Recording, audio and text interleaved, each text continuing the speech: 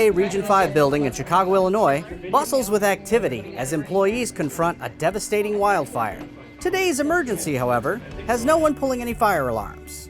This is our annual Region 5 IMT exercise. An IMT is an incident management team, and we are testing our team with their ability to manage a large-scale exercise. And this year's scenario is a fire that affected a couple of different towns in northern Wisconsin. It's a structure that was developed to help predefine responsibilities and predefine position types so that people who are drawn into emergency responses, say, are trained to serve certain functions and fulfill certain roles in advance, and then they can come and plug into those roles during emergency situations. The timetable and layout of the training helps those involved become more immersed. We took the process and we slow it down, so over 3 days, people can get more into what their job is.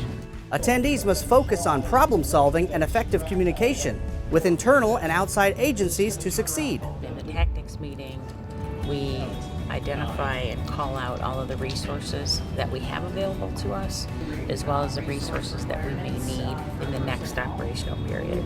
The fire or the wind could change, and the fires could impact us. Then we may need flame retardant clothing rather than wearing like our chemical protection.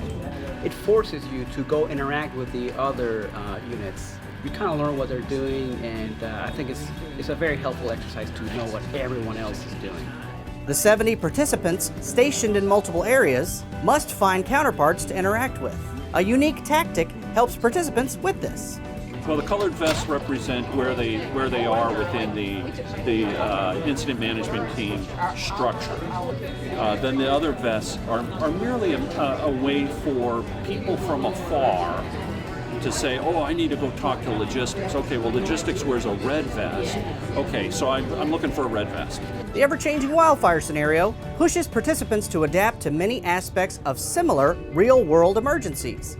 You might have an incident management team handling a small-scale response, or you might have something like Katrina or the incident in Marshall, Michigan, or the USS Lead site, when you have multiple groups working, and it's a much bigger response. Staff briefings, situational reports, and many more communication exercises force EPA members to practice skills that can be challenging in the real world. That's one of the biggest challenges, is meeting the tight deadlines for producing products and getting plans completed. But also getting in front of your peers can also be very challenging. So I think it's really beneficial. For example, we got we call it inject, about a reporter that was just taking pictures and trying to talk to the crews. We encountered that in real life, so as far as exercise goes, it's very realistic. Participants need not worry if some of their ideas or decisions are disastrous. The main goal of the training is to give members a taste of what real-world emergencies force responders to deal with. There is no grade. We know how well they do based upon how well they do in these meetings and how well the whole exercise goes forward, as well as the feedback that we receive. As the wildfire response winds down, veterans and newcomers reflect on the lessons learned. It's the first time for me as well. I've never been a PIO during deployments. I'm usually deployed as a CIC, Community Involvement Coordinator. I'm seeing both sides of the process as far as public outreach. Many of us have had the opportunity to deploy together, and the fact that we have done this together, we already know each other, we know our weaknesses and our strengths, and it makes it a lot easier. It's not an introductory time. This is a great experience that people that have considered being part of the incident management team considered it. It's a great opportunity, and when you are out there, you know that you're qualified to do the job and to do it well.